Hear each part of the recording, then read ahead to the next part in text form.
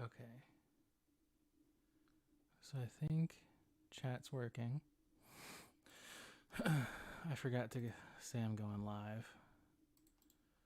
Copy. I don't really have... No one gives a shit about my Twitter, but fuck them. Going live on my YouTube. Talking about music theory. Some improv.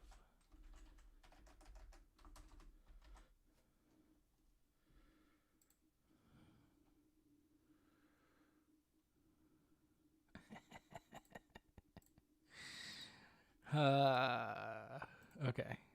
All right. Boop. Hey there. I don't know how well this is gonna work. This is the first time I'm doing a bunch of things. I'm using Streamlabs OBS as opposed to just OBS because I'm very lazy and I don't want to have to switch my stream key whenever I stream on Twitch because my Twitch is different from my YouTube. I don't know how well the mic is picking up my voice because I'm as close as I can be to it because I have my keyboard in front of me. So, I mean, I can always scooch in, but I don't know, I might want to think about getting a new kind of mic. I guess that's probably going to be pretty good for now.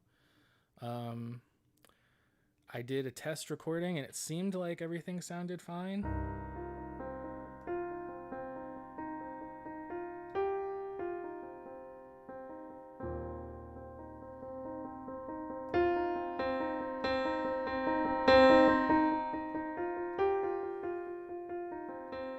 So I don't know if this is completely drowning out my voice or not.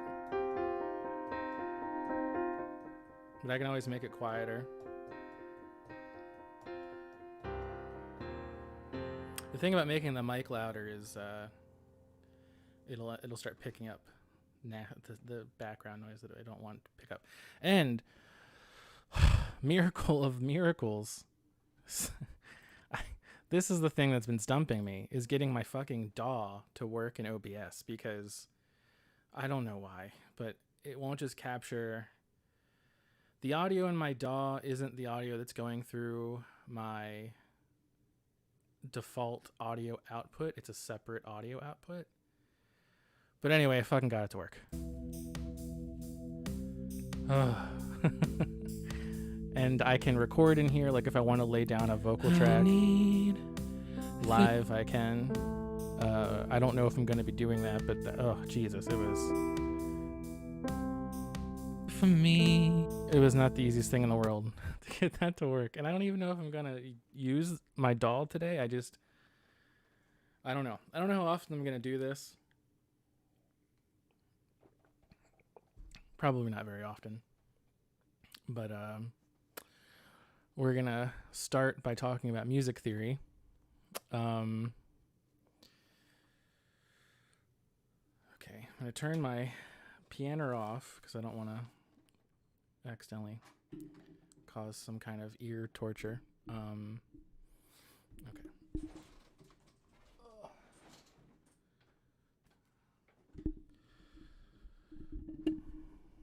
See, like, if the mic could just stay like this, that would be really fucking cool, but it won't. It doesn't want to stay here. Okay. So, music theory. All right, cool.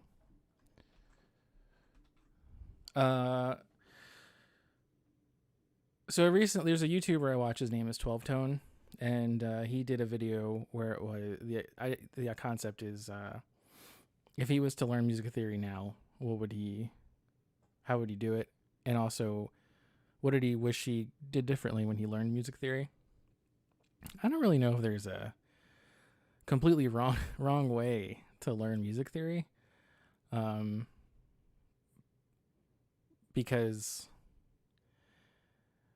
I mean, first of all, there more recently there's been more of a discussion about the inherent racism in the music theory that we all kind of know, because it's based off of what those old classical composers used, and a lot of the decisions that were made, white supremacy, systemic oppression kind of things. That's how systemic racism works. It affects everything at every level. So that's been talked about more recently, but I mean, I don't think that means we need to just throw away music theory. But however, it does mean that when we talk about music theory, we're actually talking about a specific type of music theory. It is the most common type, but it is not the only type, and it is the type that I know. So here we go. White supremacist music theory coming up. You do not have to be a white supremacist to understand this.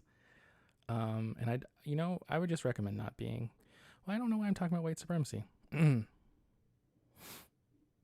Black Lives Matter. Okay. So what am I doing? What does this circle have to do with anything? We're going to talk about the circle of fifths. And I'm going to demonstrate why we're going to talk about the circle of fifths really quick. Okay?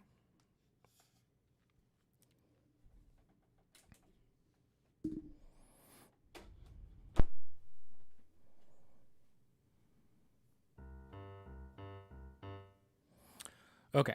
Key of C.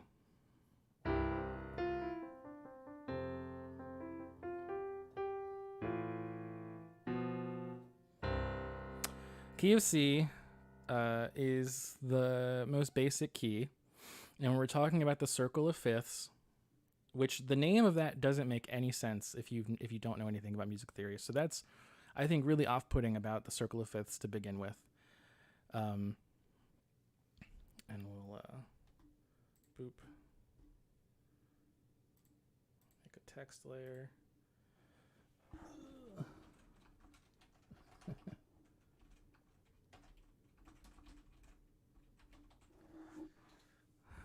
Okay.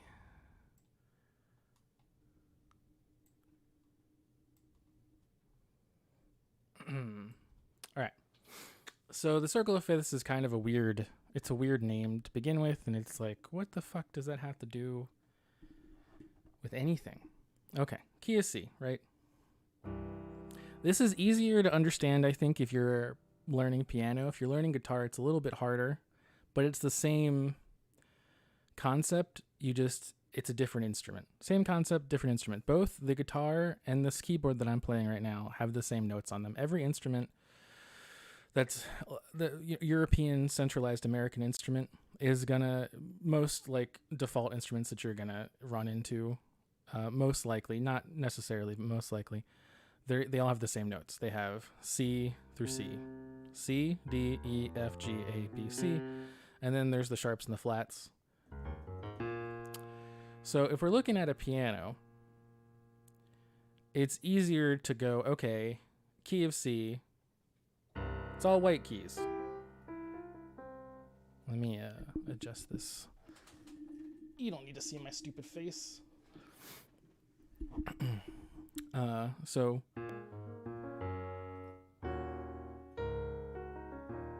the black keys can be sharps or they can be flats. Which again is something confusing to get into, which we're not going to talk about just yet. Right now we're just focusing on the key of C.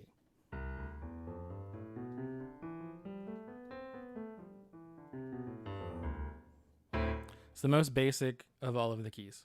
And it's the first key in the circle of fifths for that reason. There's no flats. There's no sharps. Just the white keys. So the circle of fifths is important because if you go, hey, play something in C.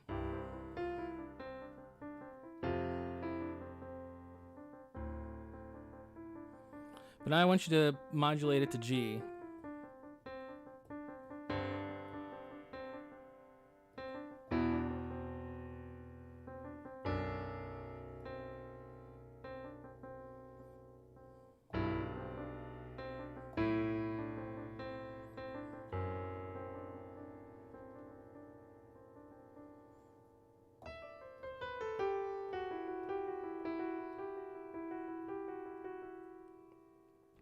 Now I want you to modulate it into the key of D.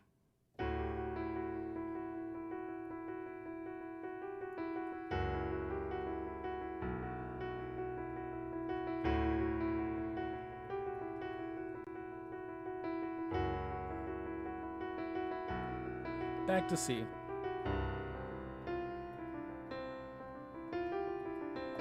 The point I'm saying is that because I know my circle of fifths, I know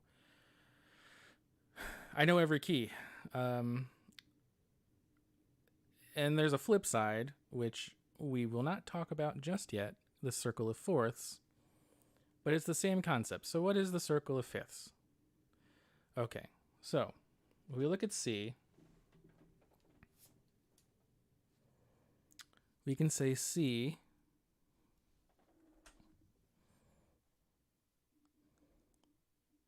has 0 flats or sharps. So circle of fifths would imply like the fives are involved somehow. So to find out our next key, what's the next key from if you count 5 from C? C, D, E, F, G. Now, here is where I think people are going to get lost. So this is the first key, right? And this, we'll say, has 1 sharp and flat. Which sharp and flat does it have? Now, there's a really complicated reason involving how much space between intervals. So 2 notes. So an interval is any 2 notes, at least. So C to C sharp, that's an interval. C to D, that's an interval. The space between C and C sharp and C and D is much shorter. A major scale, it goes, so between C and C sharp, that would be known as a half step. And then C to D would be a whole step. And a major key is going to have a certain amount of half steps and whole steps. It's going to have from the first note to the second note, that's going to be a whole step every time, every major key ever. So you pick any note, you can build a major key just by knowing this. This is kind of the harder way to do it though. So if you pick any note, we'll say C sharp. Then the next note in that key has to be a whole step away. So there has to be at least 2 notes if you're going chromatically between the C sharp and the next note. So that would be D sharp. And then the second note to the third note is also always going to be a whole step. For reasons that are a little, there's always going to be first to second, it's a whole step, second to third, whole step, third to fourth, half step, fourth to fifth, whole step, fifth to sixth, whole step, sixth to seventh, whole step, and then the seventh to the octave is a half step. The reason why I kind of went back and decided not to go through the C sharp scale, one is that scale, if you want to figure out how to play C sharp, that's actually pretty easy. You just take every tone that's in the key of C and then you just raise it. But the other thing is, what's kind of difficult to explain is between C and D, there's a black note. There's a sharp or flat depending on how you look at it. If you're looking at it as you're raising C, that's a C sharp. If you're looking at it that you're lowering D, that's a D flat. That's the same note. If you're looking at a keyboard, if you look at the C note, where my finger is right here, this note here is a C sharp, and then this note here is a D. That means to get to this D, you have to count 1, 2. To get to this E, 1, 2. But from E to F, there's no sharp or flat between that. So that's only 1. So E to F is only a half step. Same with B to C. That's only a half step. I know this is confusing. This is sort of a thing that will click once you play your instrument for a while. On a guitar, every fret is one step. So when you are fretting the open E string on the first fret, you're raising it a half step, which is an F. And then if you fret the second fret on the E string, you're raising it 2 half steps, which is an F sharp. And then a G, and then so on and so forth. So that's how it is on a guitar. I don't know really any other instrument. I don't know brass instruments, but that's how it is on a guitar. That goes for bass as well. And I would assume violin, the string instruments are the same, but I think string instruments are a little bit more finicky about. I think the longer you play a violin, the more out of tune it becomes. I think it's just something that happens. It's just the part of the design of the instrument, I believe. Anyway, back to this bullshit. So we know that G is 5 up from C, and because it's the first key, it'll have 1 sharp or flat. And then after that, G, A, B, C, D. D is the next key. And that's going to have 2 sharps or flats. And then after D, that's a really terrible looking D. There, I'll make it worse. D, E, F, G, we have A, which is going to have 3 sharps and flats. And then from A, B, C, D, A, B, C, D, E. The key of E, which has 4. I really like that key a lot. And then after that, we get the rebel. Because this is the first note in what's going to be known as enharmonic note. Enharmonic is just a really fancy word that just means that a note can have more than one name. Not to, confuse you terribly. That is a terrible looking B there. But when we say something is, a note is a C, it's not like it's a letter in the alphabet. It's a bit confusing. It's a dumb thing to mention, but I think human brains, we want to complete patterns and we recognize things. So when we see these letters, we want to, there's pattern recognition from the alphabet. It's alphabetical. The musical alphabet is alphabetical. It just repeats after 7 letters instead of after how many letters are in the alphabet, which I totally know off the top of my head. I'm just not saying because it doesn't matter. So technically a B sharp. So there's no note between B and C. They're touching. So there's only one step between B and C. So if you wanted to raise B a half step, which would be a B sharp, that when you raise any note a half tone above its tone, that's called making the note sharp. And then the inverse, lowering it a half tone, is called making it flat. And these are also known as accidentals.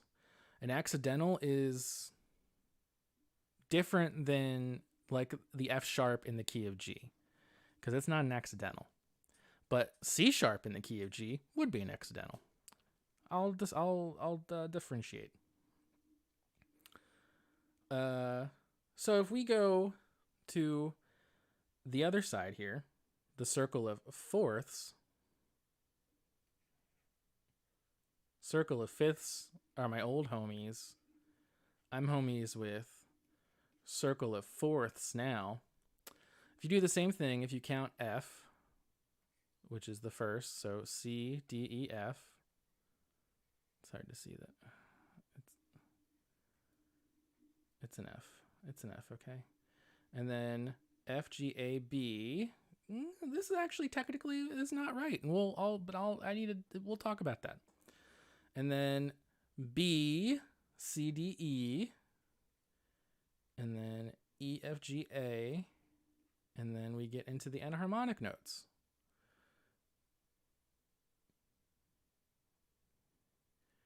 D is the first one. But, okay. So this side, we do the sharps. That's the symbol for sharps. This side, we do the flats. Is that the symbol for flats? Or is that the symbol for flats? I can't ever remember. Also does not matter. But this is the flat side. So the first note that gets a flat in the circle of fourths is B. So that means this is actually the key of B flat. And then, spoiler, this is also E flat, A flat, and then this is D flat. And D flat is also known as C sharp. And then D, E, F, G.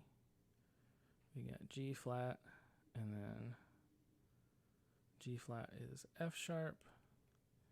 And then B is also known as C, D, C, wait, D, E. This is a G, first of all. G, A, B, C, G, A, B, C. Yeah. Key of C flat is also known as B. This probably doesn't make any sense to you, but we're going to go through it again. And I'm just going to demonstrate really quick, okay? So, key of G.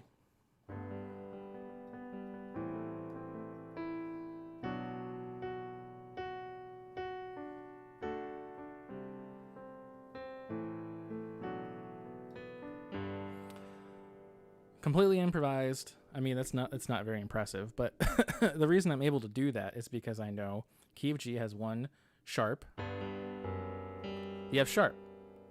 So in the key of C, which has nothing, you would have your C major, D minor, E minor. Those are like the two best minor chords also. Your F major, your G major, your A minor, which is the natural minor, or if you want to get really fucking fancy, Aeolian.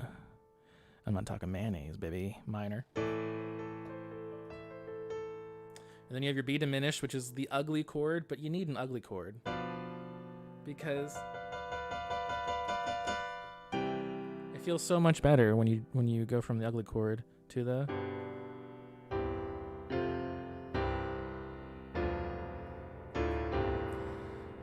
nice chord.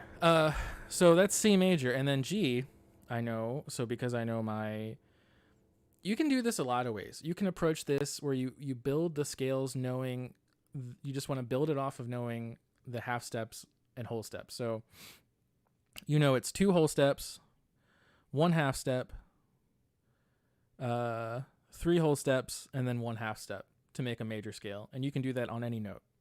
So you can start on F sharp, and then you go F sharp, G sharp, A sharp, B, right?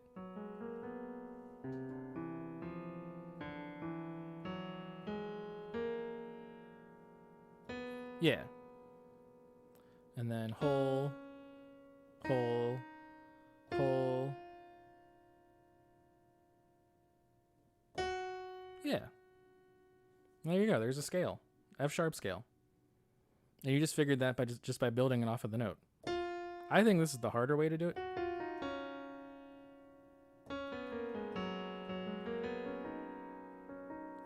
I think that's the harder way to do it. But if that's how you want to do your F major, your major scales, that is how you can do it. Am I doing it right?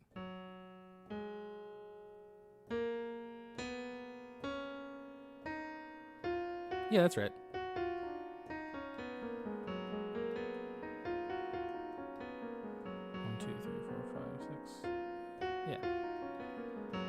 Yeah. So that's one way to do a scale. But the other way is to just memorize the circle of fifths, which is kind of harder, but I'll tell you how I do it. And so the reason why I made this way more complicated than maybe you think it needed to be by throwing in the circle of fourths too, I'll talk about it. So I know G has G major, A minor, B minor, C, D major, E minor, which is the A natural minor, I believe. Right? Yeah. And the diminished, which is an F sharp diminished. Back to the G. And then D is the next one. I know D, it has two sharps. I know that they are F and C. You just have to memorize what the sharps are, which is the hard part. But I have a trick for that, which...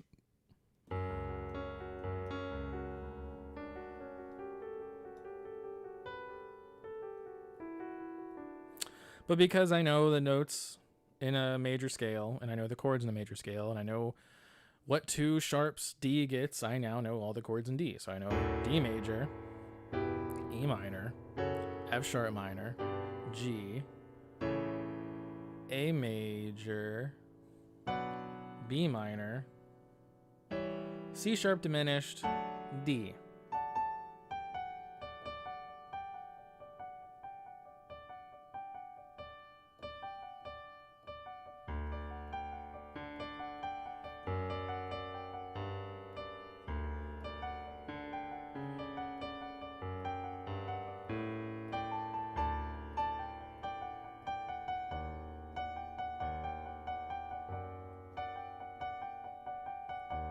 Sorry. I like to improv.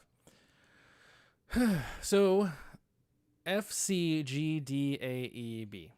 That's the order of sharps that you add. So every note that you go through the circle of fifths, every time you add a note. So G, it's F. D, it's F and C. A, it's F, C, and G. E, it's F, C, G, and D. B, it's F, C, G, D, and A. And then F sharp, it's F, C, G, D, A, and E. And then C sharp, it's F, C, G, D, A, E, and B sharp. Which you're like, how the fuck do you expect me to memorize F, C, G, D, A, B? Well, you could go fakuk dabe, which is one way, but the easier way, and you don't even have to remember like the order of notes. So like go from the circle of fourths, and you don't have to remember that it goes C, F, B flat, E flat, A flat. You don't have to remember that. Just remember that the circle of fourths works the same way as the circle of fifths, but it's flats that get added instead of sharps, which we could get into a really dumb discussion about how sharps and flats are just like the same thing with different name. And we're like, what's a double flat? What's a triple sharp? You know, we're not doing that though right now. That's unnecessarily advanced nonsense for people who want to make themselves seem smarter than they really are. Or maybe they just want to show off how smart they actually are. But just remember, so it's the opposite. So for the flats, it's a bead gekif, meaning start on C, go to the key of F. The first flat you're going to add is B. And then the next key, you're going to add E, and then A, and then G. So if you can remember bead gekif, you can remember the opposite, which is F, C, G, dabe. And if you just play music for years and years and years and years, that shit just gets burned into your brain like Avogadro's number, which is 6.02 times 10 to the 23rd. And by memorizing all that stuff, you can do, this kind of thing.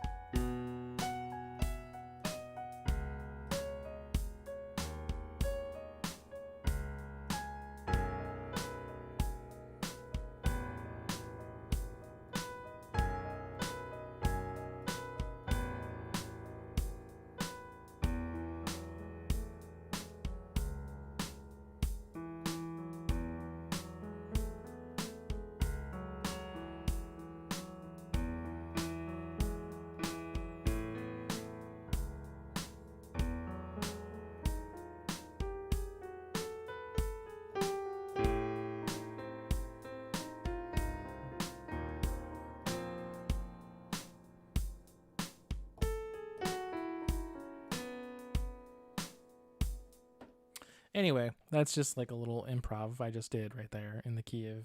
I started in the key of A, but then I modulated the key of E.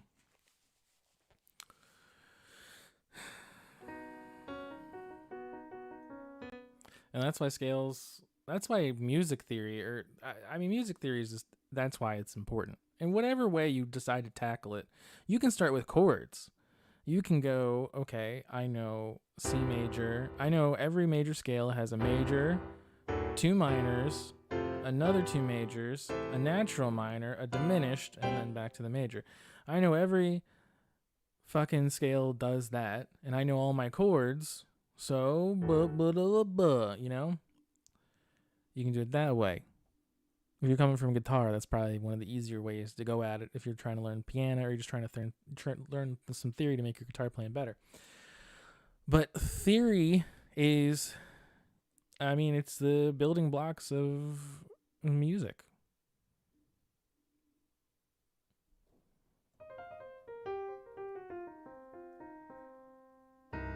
I mean, music's kind of about knowing the rules, but also knowing when to break them. You know, like, look at a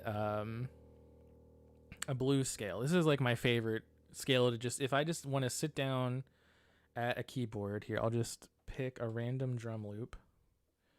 We'll do ambient hip hop, whatever the fuck that means. And then for the kit, we'll go, oh, that changed the kit. Okay. Here, we'll go rock 1 kit, and then we'll go, where is it? Oh, do they not have ambient hip hop in this kit? Oh, no, here it is. We got, yeah, ambient hip hop. And then we'll up the tempo.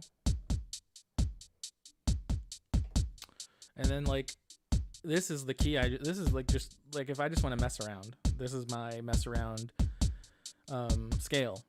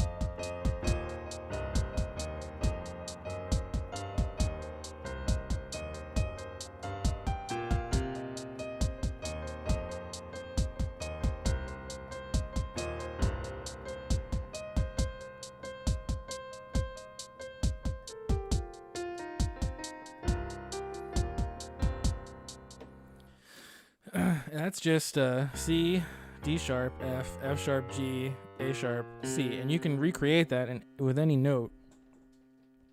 Just going your tonic note, your starting note, and then your minor third, and then your major fourth. You're going to sharp that. Major fifth. You're going to skip the sixth. You're going to go right to the seventh, which you're going to flat. Or you're going to say you skip the seventh and you're sharp on the sixth. And then you're going back to the root. And then for your chords, you can't really do, like, you can do a C minor. And you can do an E flat major. But you cannot do an F minor or even an F major. I mean, you can, but when you're playing that A does not appear naturally in the scale. So it's going to maybe sound a little off. And then you also, the same can be said for the F sharp. You can't even do the diminished. Well, yeah, you can't even the diminished because you need that A. And then we're going into the G. You can play a G with a minor third, and you can do a G minor third augmented fifth, actually. I never do that. I actually never really thought to do that. I probably do it by accident, but I never consciously thought to do that chord. But yeah, that chord actually works. So you could technically, you have a 3-chord progression. You could do C minor, E flat major, and then what fucking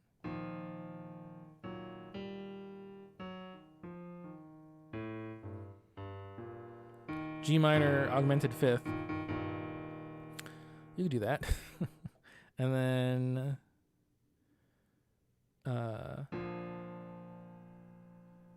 the B flat major doesn't exist. Neither does the minor. I don't know what it's called if you sharp the third. Oh, that's playing a sus4, a B flat sus4. Oh, yeah, so yeah, you can play a B flat sus4. You can also play a B flat augmented sus4. But I always just play the fifths.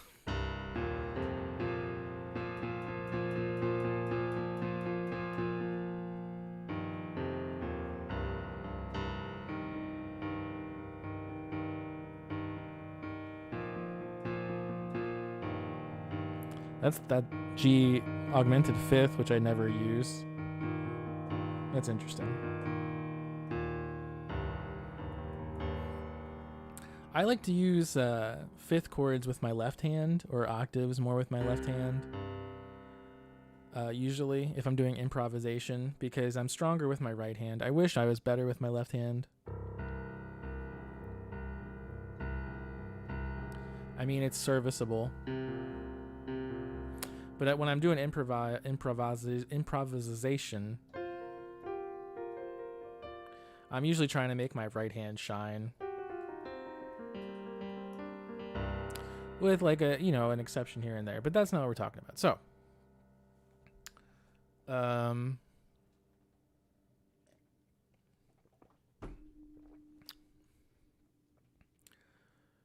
music theory. So that's the circle of fifths and the circle of fourths, which is really just a way, it's just one way of memorizing all of your major scales.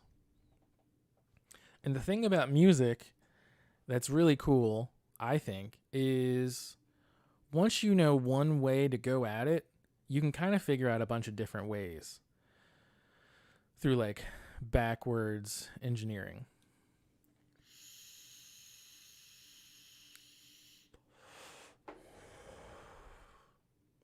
So you can go, okay, I know all my major scales, but what about my minor scales? Okay, well,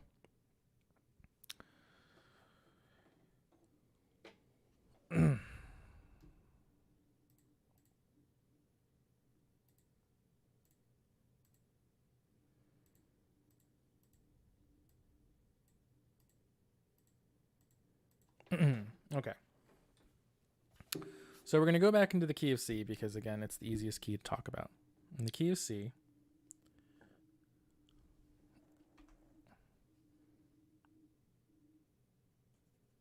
why?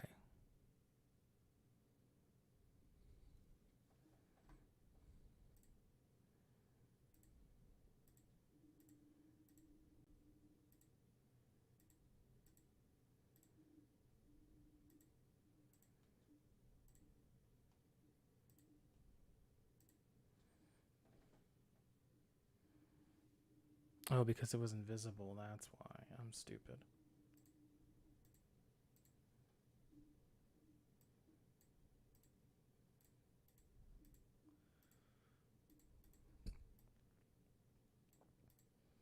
All right.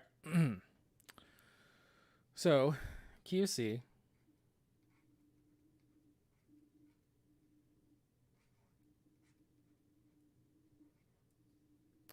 You have C major,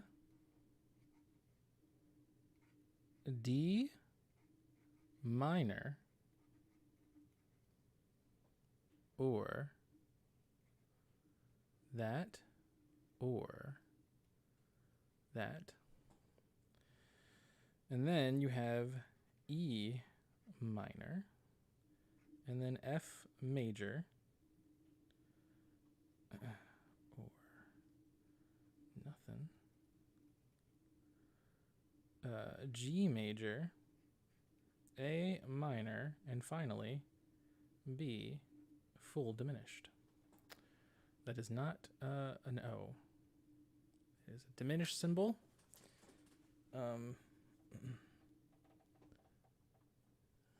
Okay. Okay. All right.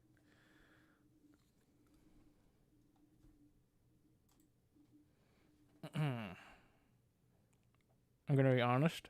I don't usually have my camera pointing down at my crotchal area. And I definitely just went to go for an old ball scratch over the underwear. Don't worry. And realized that shit's on camera. So.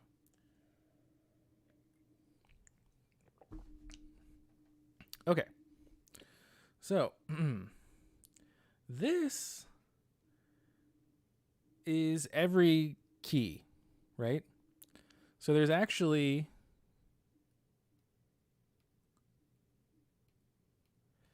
another way of looking at this, which is the first chord in a key signature is Ionian. I don't know if I'm spelling this correctly. It's been a long time. And then the second is Dorian. These are what's known as, these are in every scale that is Western Hemisphere based music theory. Let's see if I can remember. Ionian, Dorian, Phrygian.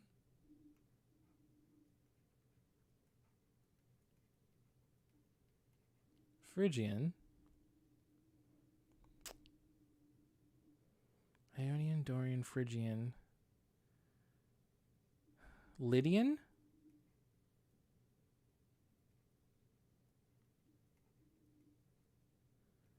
I'm going to double check this. Lydian. There's a reason why we're talking about this, though. Aeolian. Locrian. And then back to the tonic, the Ionian. Let me just very quickly confirm I've spelled these correctly, and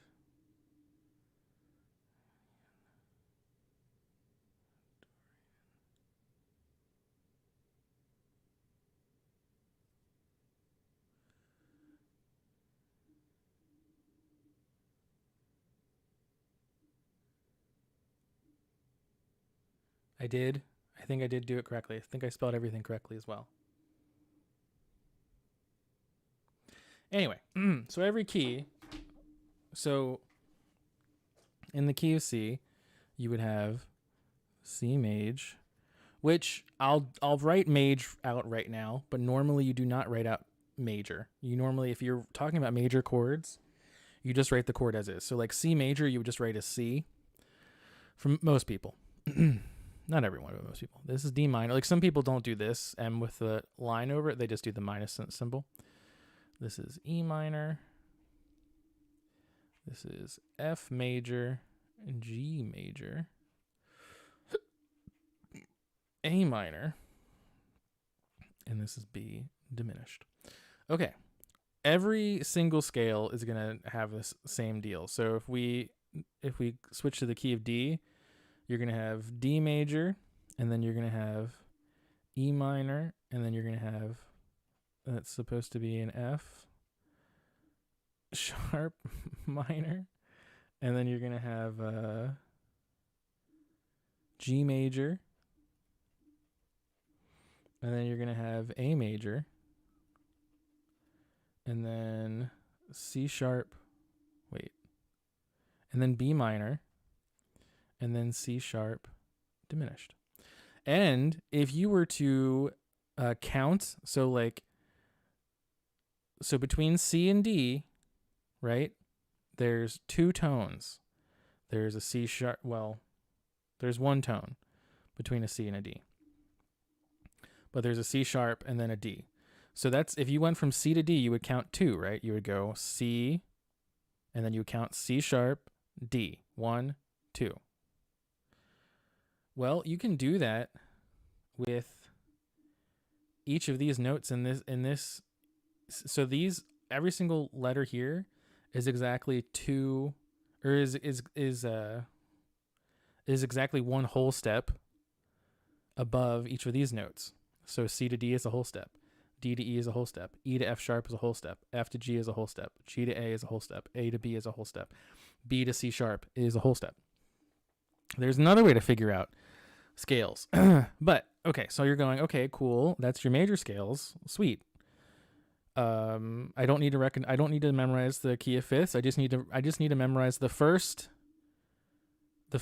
key, the key of C, and then I just have to count from key of C. So if I want to do E, then just got to raise each note 2 whole notes from C, and then that's the scale.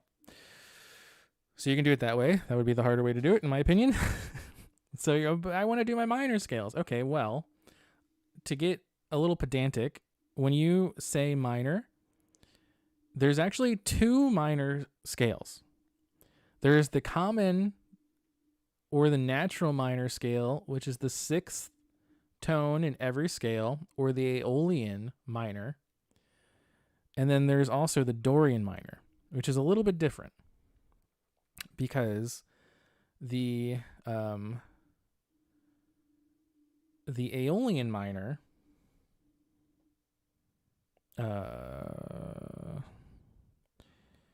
how does this work?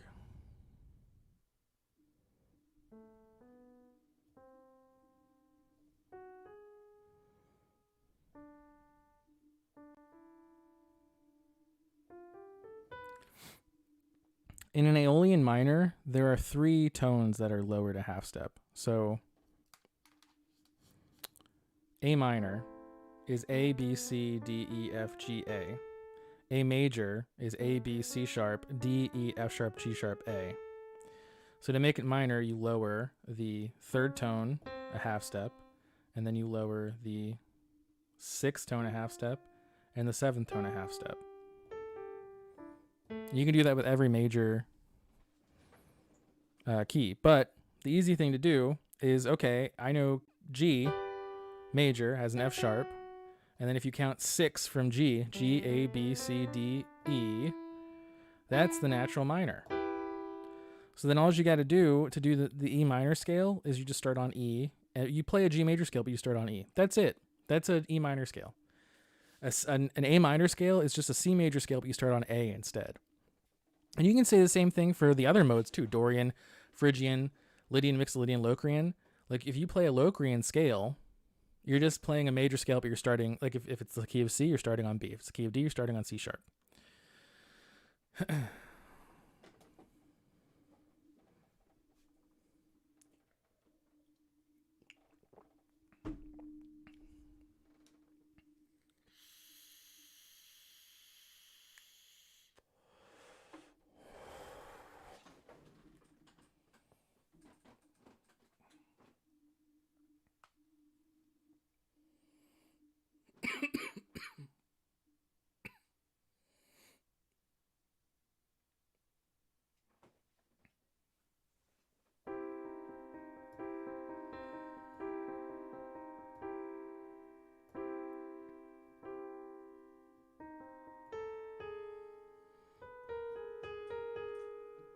But the truth can be said, like, if you want to play a C minor key, which is like one of my favorite keys, you just lower the third, the sixth, and the seventh. So that's one way. You can take any major scale and you can just go, okay, I know all my major scales. I can just lower the third, sixth, and seventh, and then I have my minor scale. Or you can go, okay, I want to play in F minor. And you just would work backwards from F. So what's the sixth note from F? It's A. Well, it can't be the key of A that F minor exists in, the key of F minor exists in, because F doesn't exist in the key of A. Because I know my keys, I know that it's an F sharp in the key of A. So that means we're talking about the key of A flat, which is very different. Let me see. I don't play an A flat a lot, so B, A, D.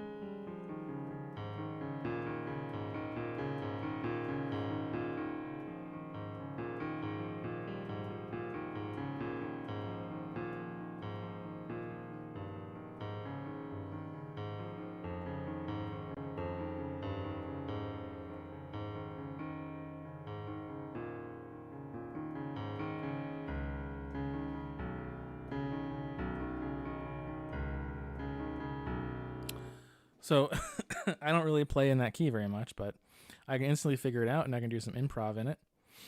And I know that that's where I will find the F minor key. So the F minor key then would be F, G, A flat, B flat, C, D flat, E flat, F. Yeah, that's it.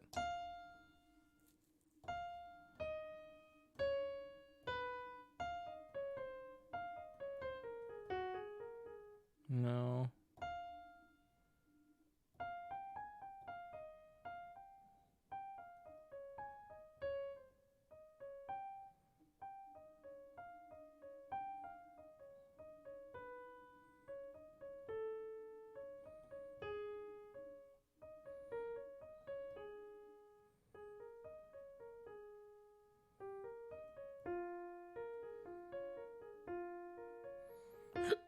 And I can noodle around, and I could, okay, I'm going to write something in F minor. And that's really like a lot of the music that I've written, which we're going to maybe try to record something live here. Maybe. But a lot of the music that I write, it starts with me going like, what key do I like? Or what's a key I haven't written anything in? Maybe ever. I've never written anything in F minor that I can remember.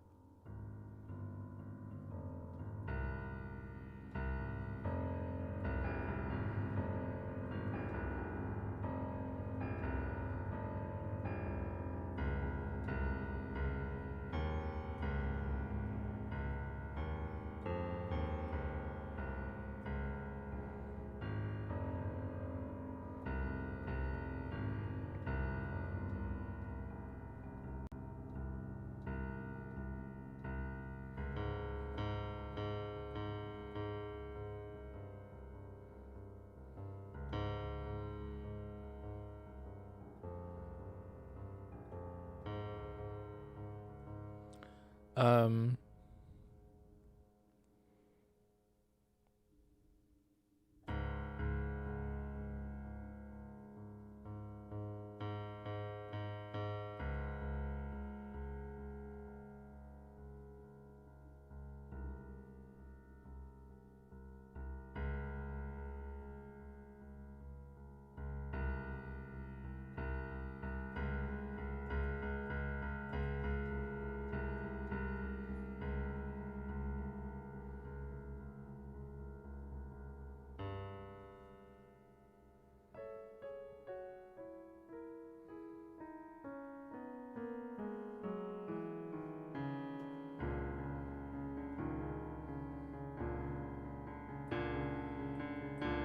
accidentals. I think we'll talk about accidentals because I haven't brought that up.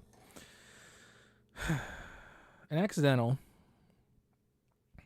is if you're playing in the key of any key, so we're playing in the key of C.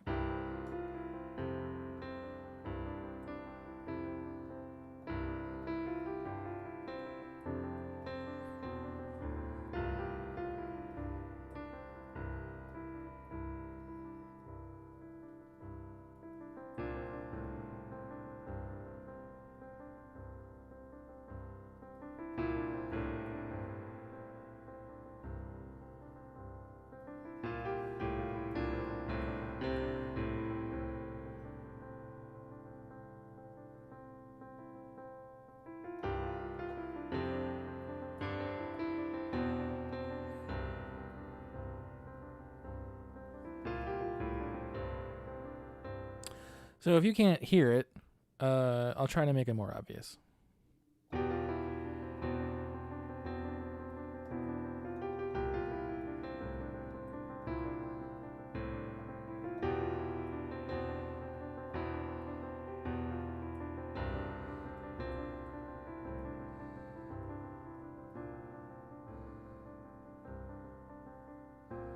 And if you're cheating, you could see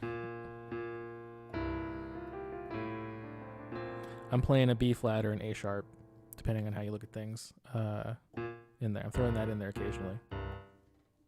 And the times you could really tell I was doing it is if I was playing an E fifth.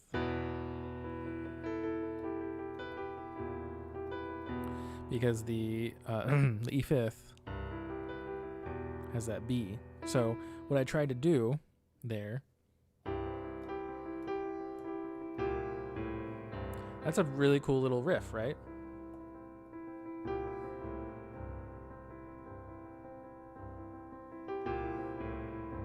But if I use E right now,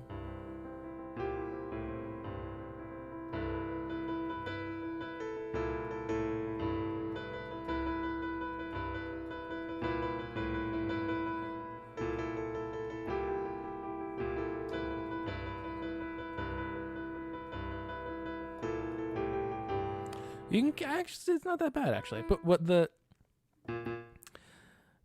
that's an accidental. So the key of C, you would write a little sharp next to the A in that measure, and then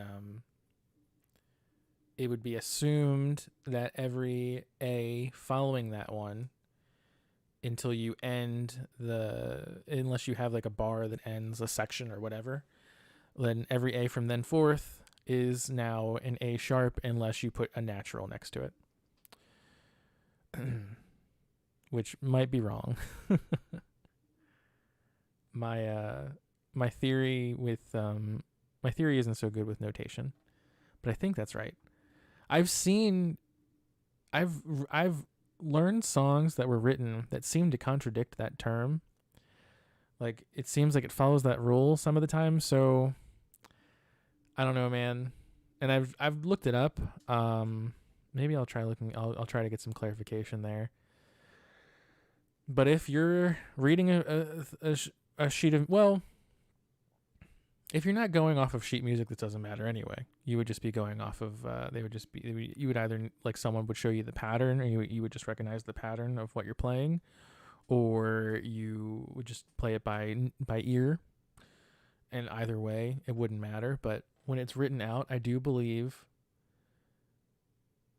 I think it's the next measure. It's back to normal. So if you play an A sharp in a measure, if you want to play just a regular A in that same measure, you need to write it with a you need to what's it called?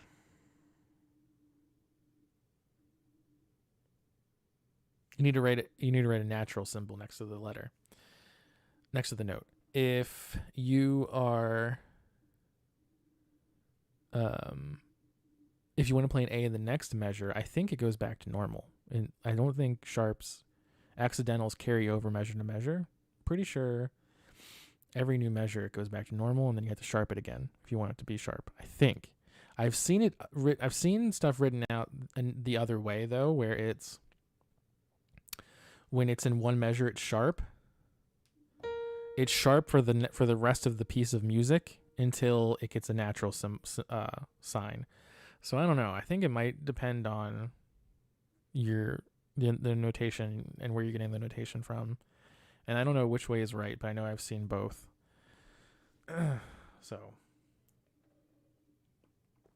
I personally would do it the way where each measure it goes back to normal. Because I feel like that's what makes the most sense. Because otherwise, what's the point of? Because in a piece of music, I didn't really want to get into notation yet, but we'll talk about it a little bit, I guess. Because I guess this is as good a time as any to reveal that I don't really know what the fuck I'm talking about. So in a piece of music, you would have that boy. Well, hold on. Let's make this a little bit. There is a straight line tool. Straight line. Like it to maybe, yeah. Y. Oh.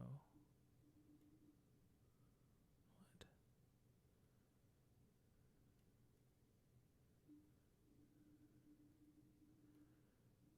Which one of these is... Do I need to make a new one? I thought I made a new one. Okay, right.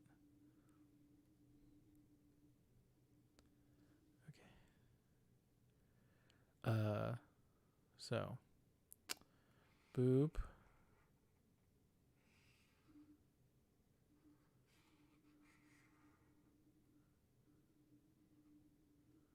Oh my god.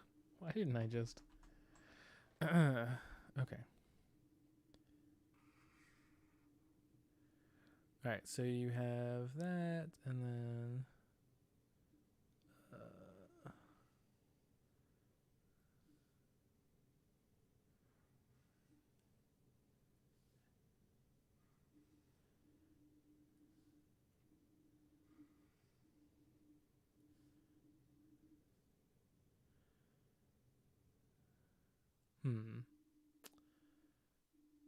Oh, I think I have an idea. Let's try. What if I move? I move you up. Yeah, that'll work. This is a poorly made staff. Okay.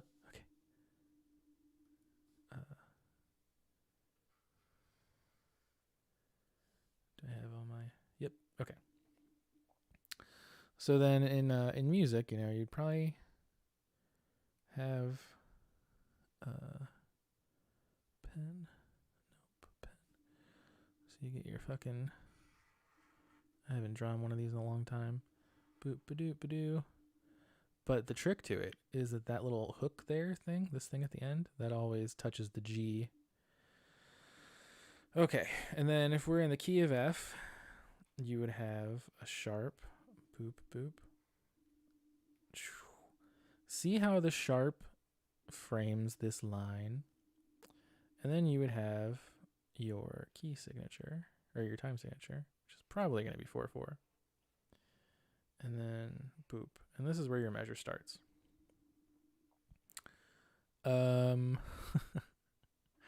don't even remember. What was I even talking about this for?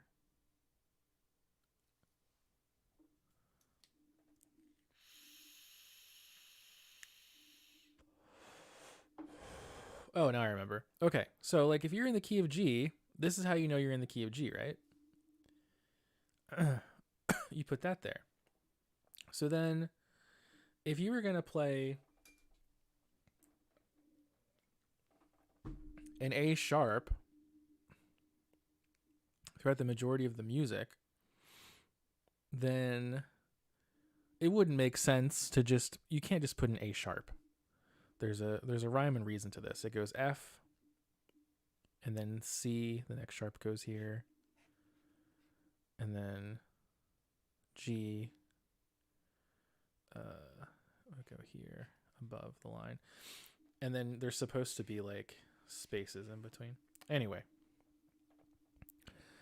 you wouldn't, to have A sharp in each measure, you would have to go F, C, G, and then D, and then A. You'd have to have those sharp as well. And then just in each measure, you would have them have a natural. What does a natural symbol look like? I've seen them, but I can't. Oh, it's like this. What have I done?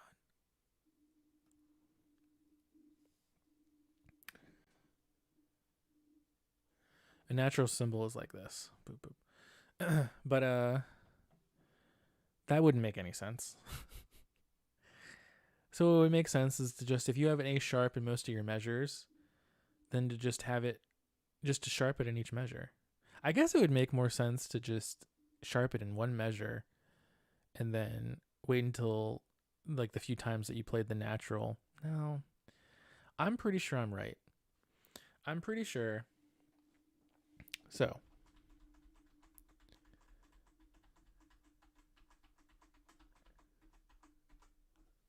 if you have a piece of music, and then we'll say this is the key. You know, we could even do fucking 3/4. It doesn't matter.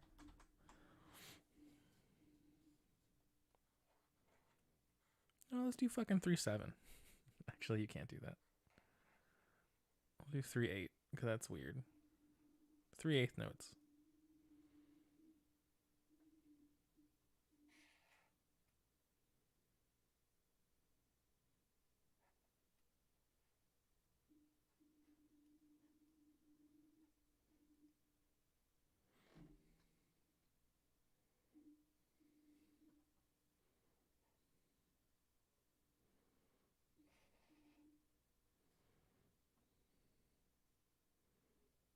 You could also write 3/8 as 3/4.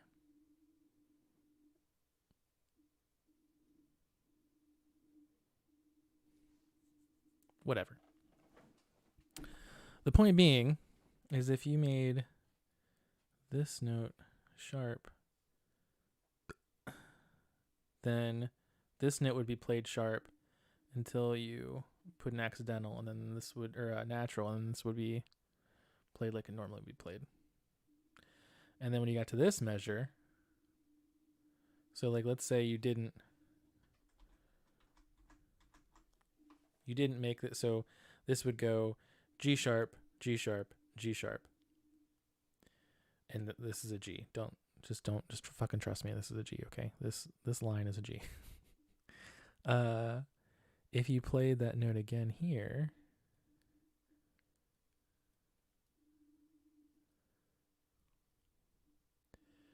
I believe notation, and I might be wrong. I'm going to double check this, but I believe, so if you sharp this note in this measure, and it's an accidental, then when you go to this measure, if there's no sharp here, then you don't play it sharp. You would have to sharp this again. They have to do it in each measure, I think. I might be wrong about that. That's going to be it for class, I think, for today. I think I'm going to maybe make this into a highlight of some kind, and then upload that to my YouTube. So I will say this here at the end. I'm not done streaming. I'm going to go get some water and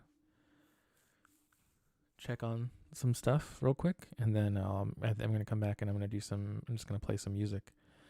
But I will say, if you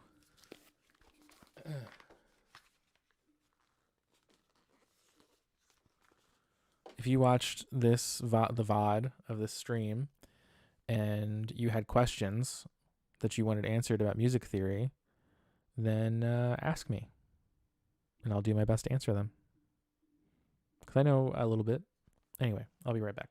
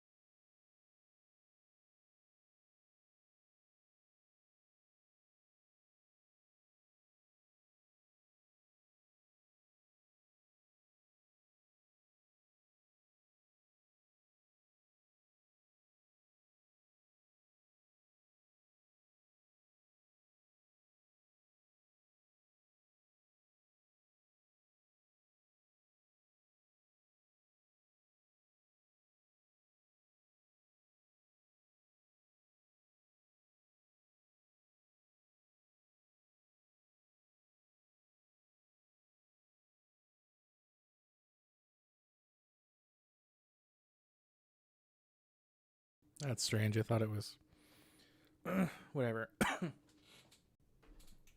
I was just thinking.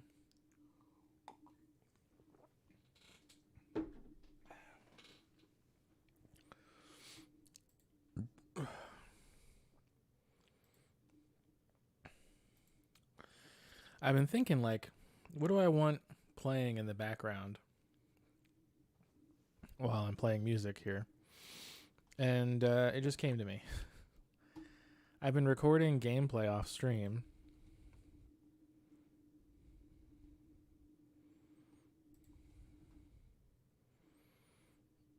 So I can just use that.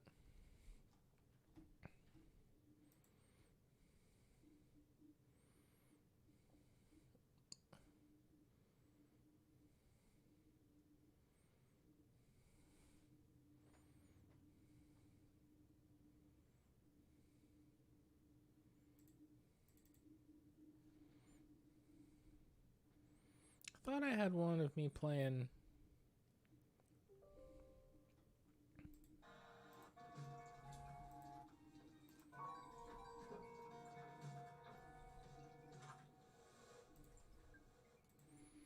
Thought I had one of me playing Deus Ex.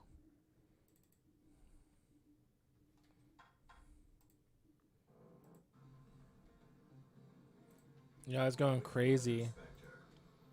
I was going crazy over this audio bug while I was playing that fucking Mass Effect game.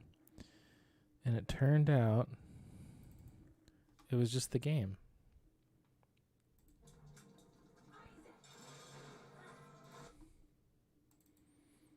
I might have moved it somewhere.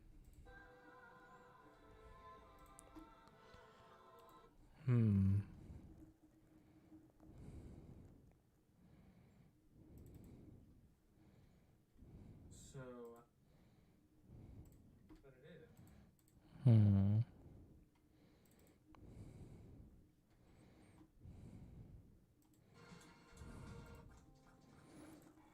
Damn. Did I delete that shit? Aha.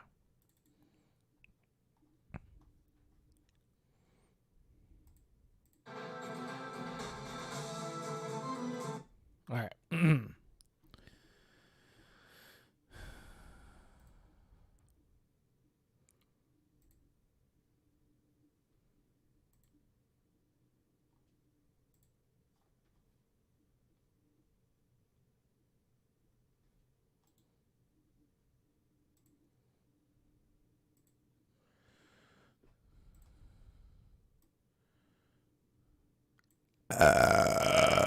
Oh my God. I'm so sorry.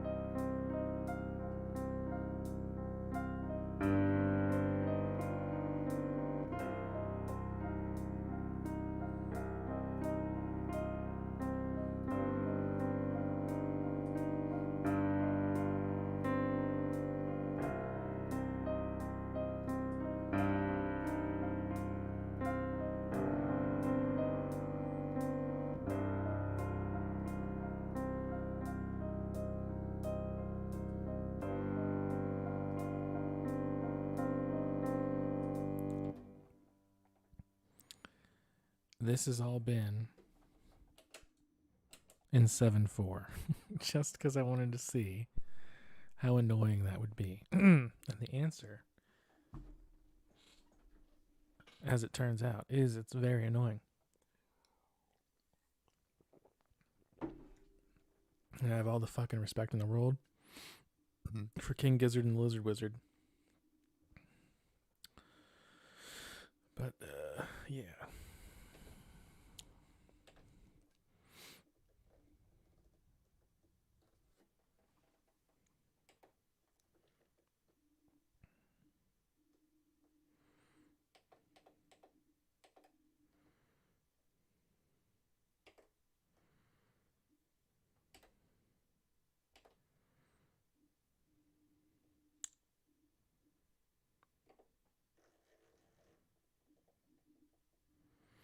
All right.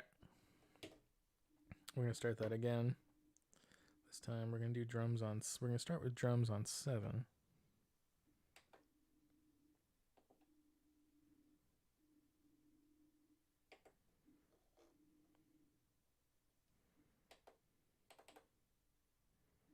What? Hold on. Keyboard's being weird.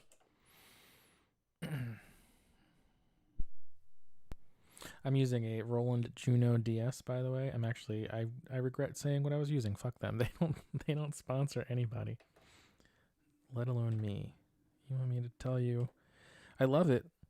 I do love it. It's very expensive, and honestly, I'm a little bit annoyed with some problems that I've had that I wasn't expecting to have. Namely, I've had issues with keys, like, kind of being loud. Like, my B flat key, when I would play it, I could hear this, like, really audible clicking noise, which I was playing with headphones I can't hear. And, like, if I'm recording music, you can't hear it. But if I'm playing just the keyboard myself, then, like, through my amp, I could very clearly hear this fucking click. And I was kind of annoyed about it. And my warranty through Guitar Center was expired, and if I wanted to get it taken care of, I'd have to ship my keyboard off. So I literally picked my keyboard up. I did like a Fonzie shake, put it back down, and the key was fixed. Well, recently,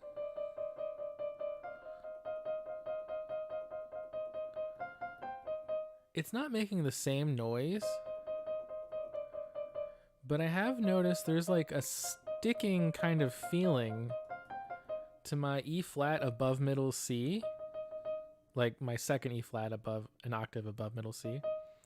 If I'm playing like kind of fast, like frantically like this, yeah, I can feel it now. It feels like the key is loose or something, which is annoying because this thing is very expensive. This is a month's rent that's sitting in front of me. Speaking of, there's no one here, so there's like no point in talking about this, but I was in the wrong screen the whole time. I'm trying to raise money to pay my rent. I'm selling my comic books currently, and I don't want to sell them too far below what they're worth. Like, I'm selling, I mean, this is a pretty big aside. There's no one here, though, so it doesn't matter. But I'm selling about over I think it's like 130 or something, 100. I forget. It's a little over 100 issues of The Walking Dead that I have. I have from issue 77 to the final issue, which was 153. Was it 193? I don't remember. I could literally look it up right now if I wanted to. Anyway, I've listed those on eBay, and I sold one comic for 150, which is pretty cool. But this is just an example. I have a bunch of comics I'm trying to sell, but like I'm selling that for. I looked through the comics, and a lot of them are like not really worth anything. A lot of them are worth like $3. Some of them less, but some of them are worth a lot. because like I have the first appearance of Negan, I have the first appearance of like a bunch of characters like Ezekiel, a bunch of other characters that I don't give a shit about.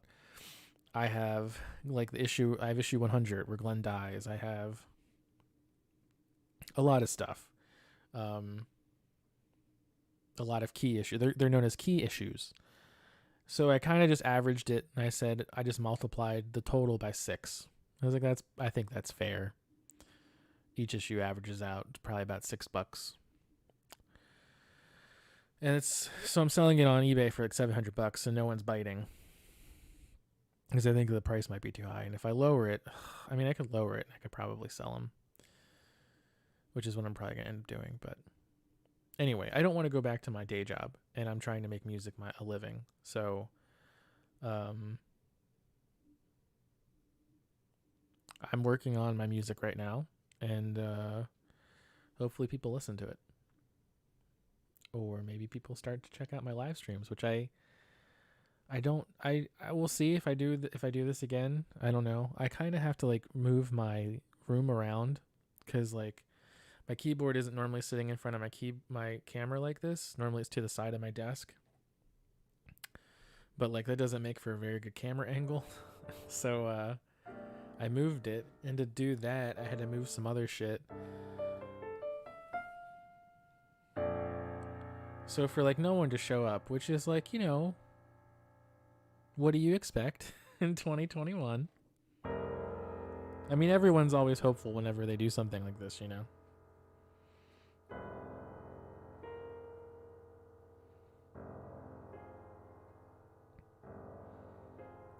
I'm a little hopeful that you'll come through.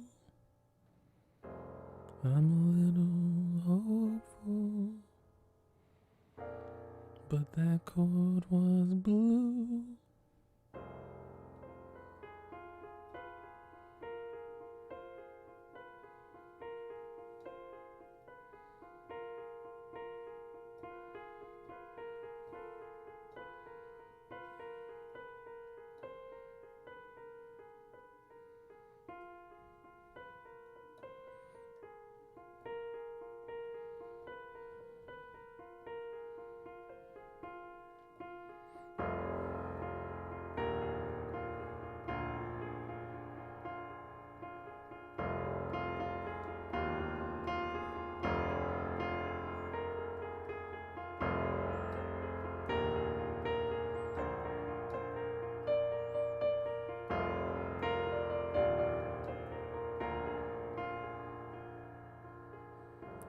I didn't mean for you to be between me and you. Got nowhere to breathe. Babe, I'm turning blue. But I understand isn't much that you can do.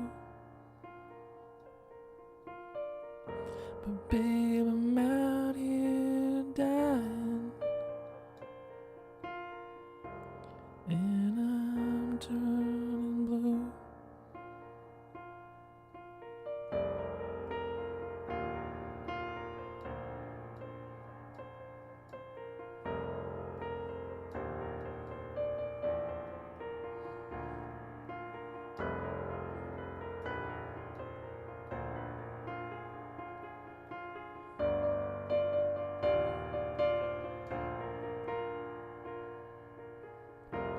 I know that I'm dying, and there's not much you can do. But babe, I'm out here and I'm saying I'm surely turning blue.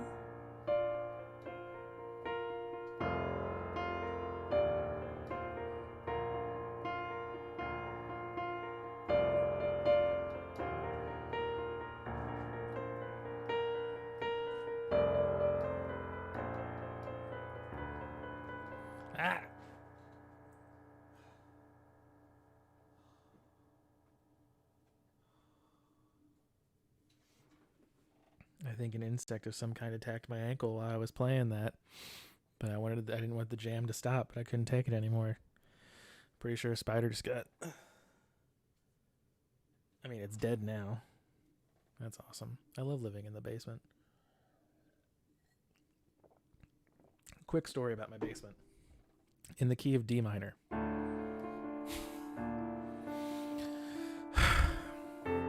So I live in the basement, right?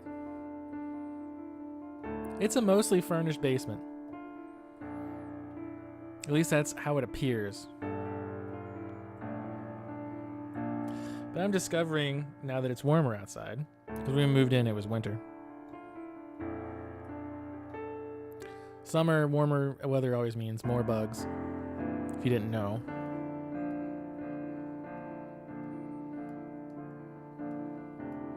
So what I thought was a pretty good, decently furnished basement, turns out there's like a lot of cracks in the foundation. And I think the biggest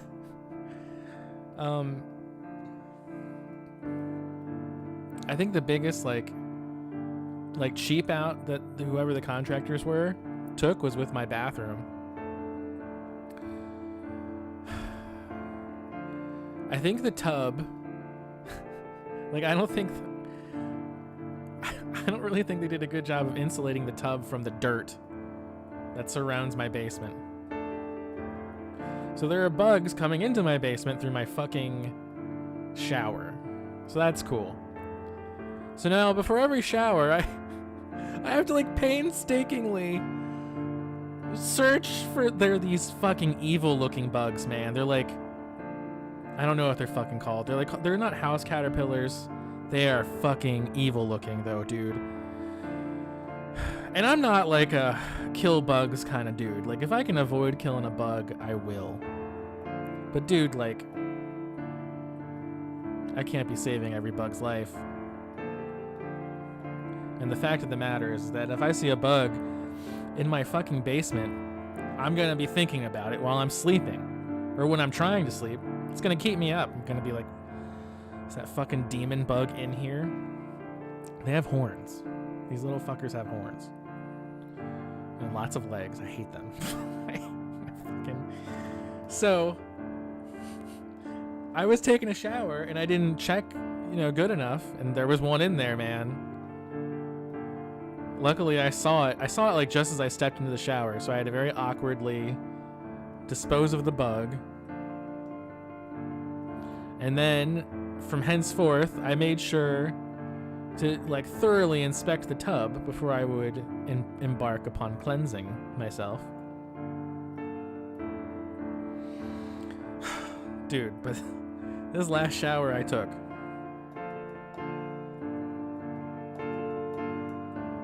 Well, a couple nights ago I saw one of them in my bathroom, and I was like half awake. I had to get up to pee.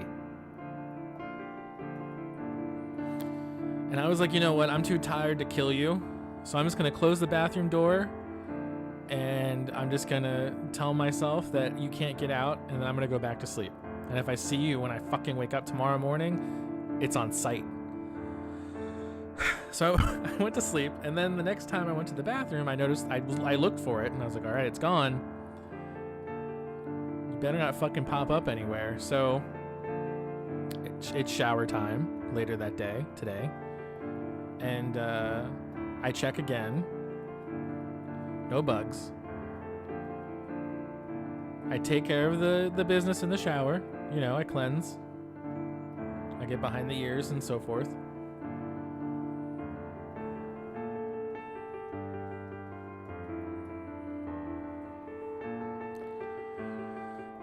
And then I go to dry off.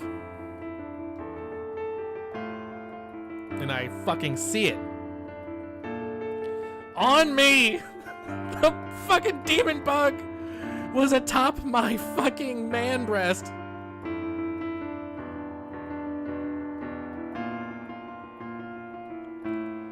So I screamed like a fucking child. And then I fucking murdered it. And that's a story about my basement in the key of D.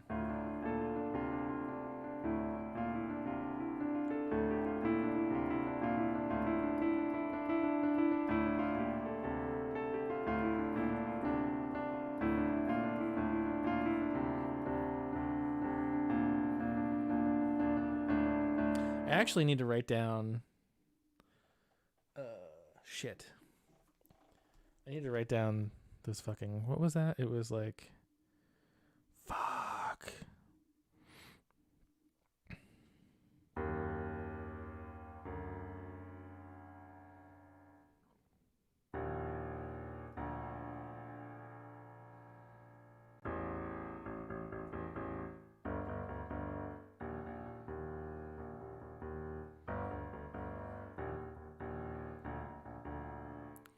Fuck.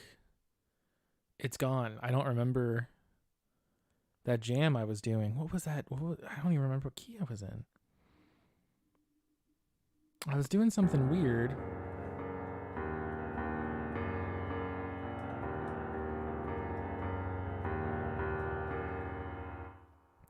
I think it was like. I think it was these two and that were the second and third. Was it F?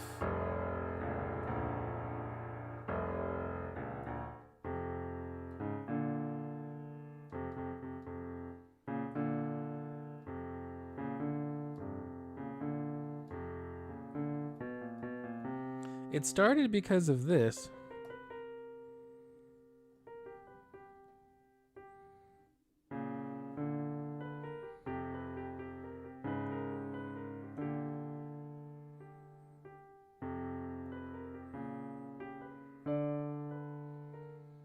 Yeah, I'll listen back to it and maybe I'll be able to figure it out.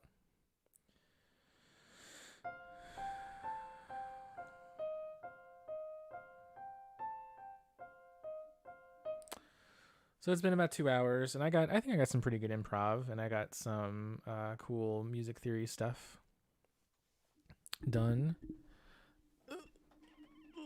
that I think I can chop up and redistribute.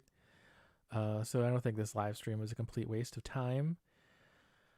I don't think I want to continue, though. I think I want to end it because I feel like I kind of want to play a video game or something. Tomorrow I have to do DoorDash. Yeah, I mean, I guess I could try to go for another hour.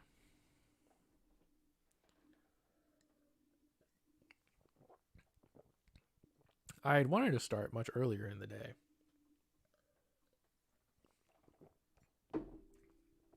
I had wanted to stream by like 4. But what happened? I got distracted. And also I underestimated what it is exactly I was going to need to do to get my stream set up.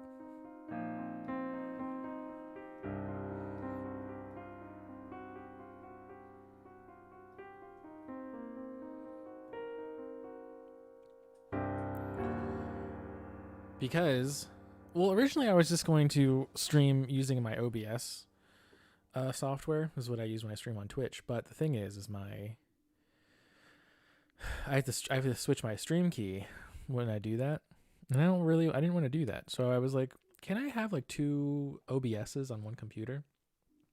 And you can if you do like partition stuff, which is something I'm aware of, but not something I have done before. And I'm not super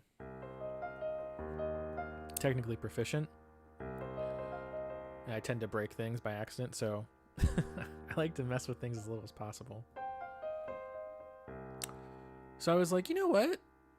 What if I use Streamlabs OBS?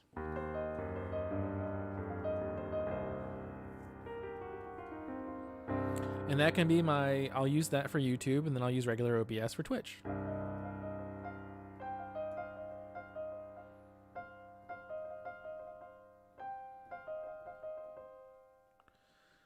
And I thought that would be easier to do. I also spent like a good 2 hours messing with my setup and watching YouTube videos about capturing your DAW in OBS because I couldn't get it to work. And all these different videos.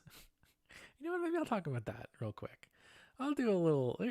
Hey, do you have OBS and you want to stream, or Streamlabs OBS and you want to stream your DAW, and your DAW is Studio One, and you have Studio One Professional, and you have an audio interface that you're going through?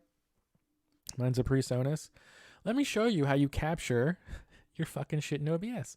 So look, here's a song that I have in, and also this is still not exactly a workable solution because there's still a problem. My audio is going through my audio interface. So my PreSonus, my Studio 26C, my instruments and my mic are going into that. And then if I want to use headphones and I want to run my computer audio through it, I have to switch. I have like an A/B switch, and I have to turn that on. And when I turn that on, I can't hear the DAW. So I still can't hear computer audio, which is nice.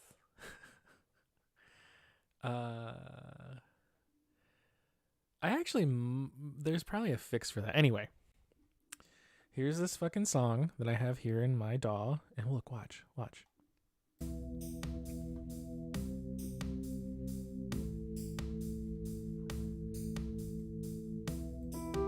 You can hear it.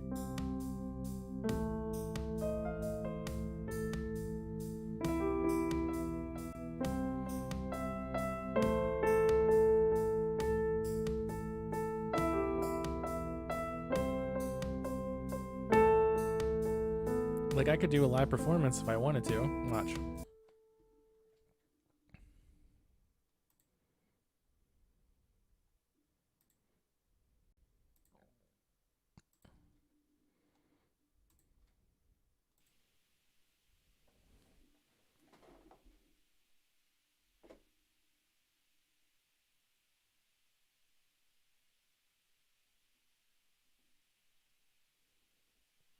Getting a lot of fuzz.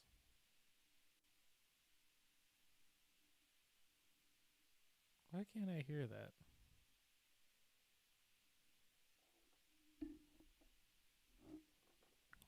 Okay. Lots of fuzz. I wonder if that's showing up for you. All right, well, we're going to find out live. We're going to do it live. I don't know if that fuzz is showing up for you guys. But here, I can fucking play this song live for you. Watch. Actually, what if I turn... just turn that? What about that? Well, now I can't... I can still hear my... Yeah, all right. That'll work. Whatever.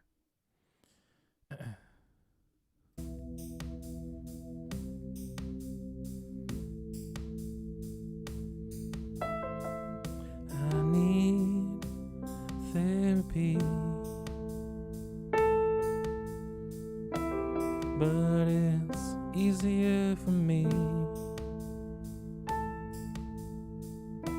to get a gun.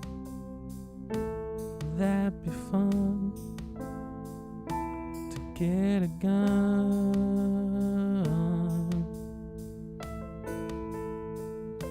We hide underneath our desks. It's a new sort of test. Bullets don't care who's wrong or right. The passing grade is your life. I need therapy, but it's easier for me to get a gun. Won't that be fun? To get a gun.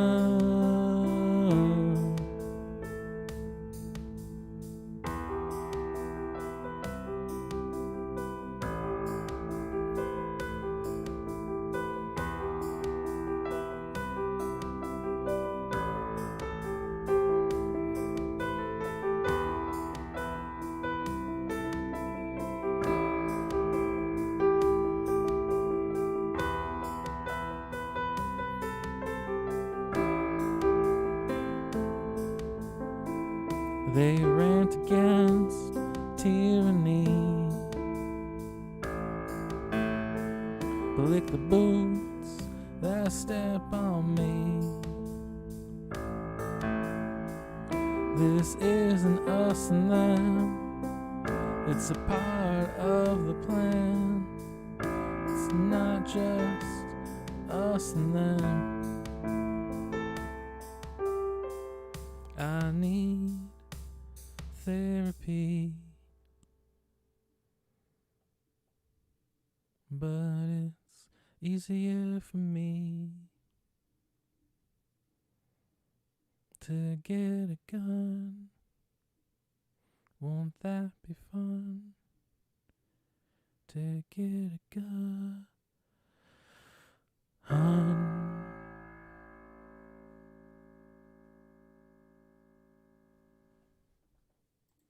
I'll be very interested to. Oh, actually, you know what? You know what we can do?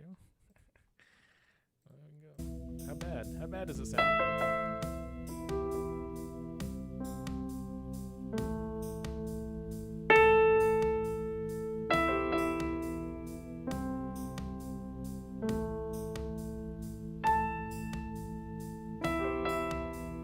Oh my God.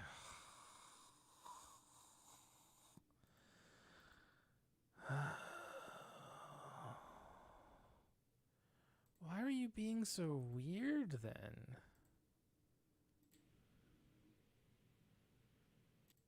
That's so strange. I'm not doing it again. I thought I was gonna. I messed up the lyrics in the last verse anyway, so.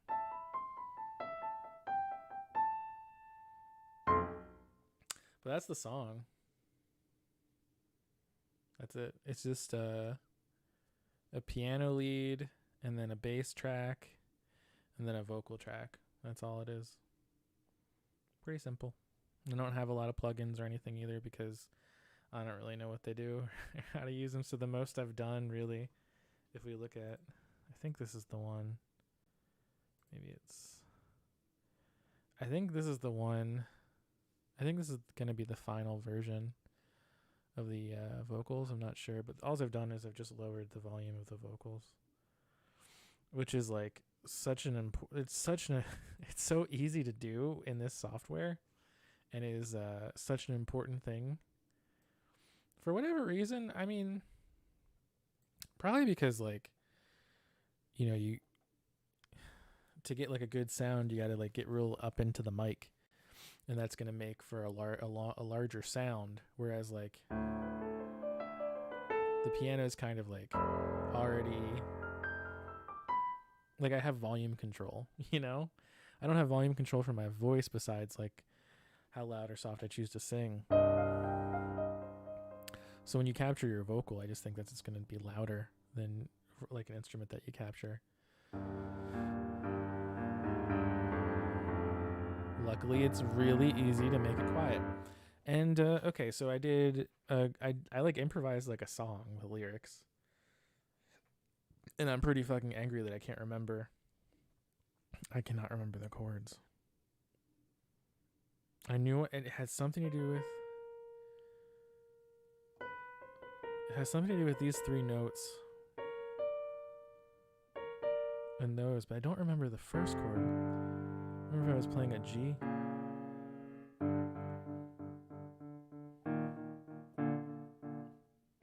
Maybe it was a G. Was it a G? No, because that wouldn't make sense. Well, maybe. I think it was an F. Or what?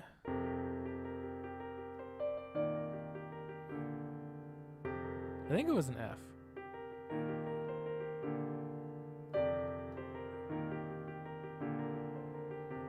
I think this is what I was playing. I don't know. I'll go back and look at the VOD. If you have any questions about any of the things that I don't think I ever I think I was like, hey, look, I can play my DAW for you, you loser. How do you want to know how you do it? So the way I did it, So the internet told me how to do it, but then the internet told me how to do it in a way that it didn't work for me, and I had to figure out another way. So you see I have this audio. Let me... This is the source that I use, right? And I'm getting this. And the way that I can capture that is... it's just an option that I have. I think if I go here, I don't think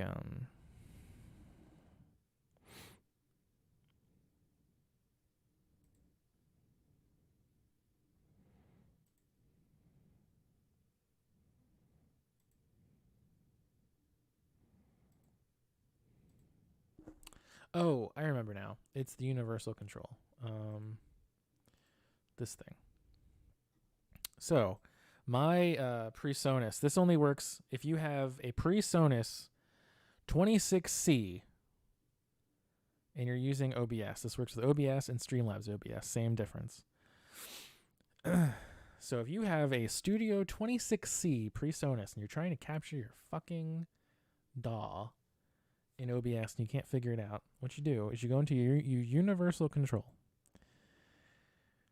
Okay, you do that. And then here, where it says loopback, my default, it was set to off, right? If you go mix 1, 2, which is what was recommended to me by a YouTube video. So the YouTube video told me about this. So thank you for this YouTube video. But you told me to click mix 1, 2. And what happened when I did that is when I tried to record live vocals, it sounded like Satan was ejaculating into my ear through a bullhorn. It wasn't a pleasant noise, is what I'm trying to say. I don't know. Maybe when Satan comes, it's really nice sound. I'm being a little... Satan's... He gets a bad rap. He's fucked less kids in the Catholic Church, though. Anyway...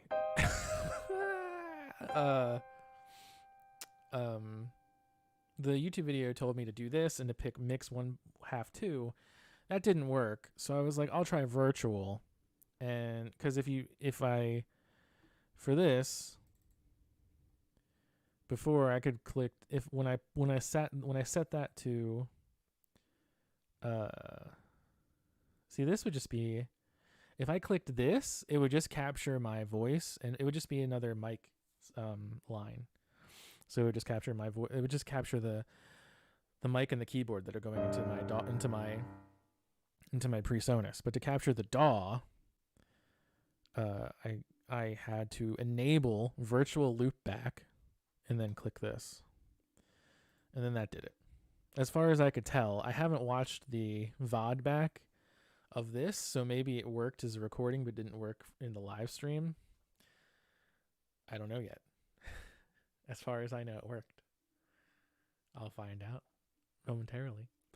But that's how I did it. So if you want to know how to do it, if you have a PreSonus 26C and you're trying to stream your DAW into OBS and you can't fucking figure it out, the videos that I watched they ranged in useless in varying ways, because they wanted me to switch this out, my audio interface out, so it wouldn't capture my keyboard anymore, because they just thought, they're like, oh, you just want to capture it so you can make beats, because you can just use the software just to make a beat. I don't need any instrument to make whatever, but that's not what I'm trying to do. And then the other ones, it was all, you had to download this VST plugin. I couldn't get the fucking VST plugin to work, so I gave up on that. There was another one that was like, you download this Acios software, and it looked completely different on my computer than it did in the dude's video. There were like options and shit that I just didn't have, and there was like a paid version, and I was like, do I have to use the pay? I'm not paying. I know there's a free way to do this. I know there has to be. Another guy was like, I just use another laptop he uses a capture device with his laptop. So he runs his DAW through on his laptop, and then he uses I didn't stop to pay attention to what capture device he used, but like an Elgato or something, to then capture the audio from the laptop. And then the title of his video was just like how to get your DAW to work in OBS or something like that. When what should be in that title is how to use a second computer to get your DAW to work in OBS. Why? He's just assuming everyone has two computers? You're just assuming everyone has two computers, dude? Is that what you're assuming? And it's a decent enough computer that it can run Studio One? Are you serious? Fuck you. I mean, it's a great idea. Like, fucking really good workaround. But if you... depending on your audio interface, you can just do this. So I don't know what you have. I have this. I have a 26C, and this is how it works for me. Again, this might not have worked at all. I haven't watched the VOD yet. I'm assuming it's worked. If you watched any of this and you liked it, that makes me happy. I don't know if I'm going to stream again before rent's due, but I might. So I think I'm going to cut this up and then, bombard the internet with clips and hope something, maybe goes viral. Cats are living angels. The internet loves cats.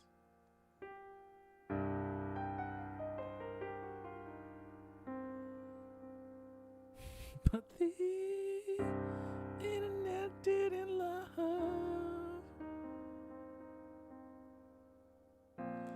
the most recent live action adaptation with a brief cameo from Taylor Swift.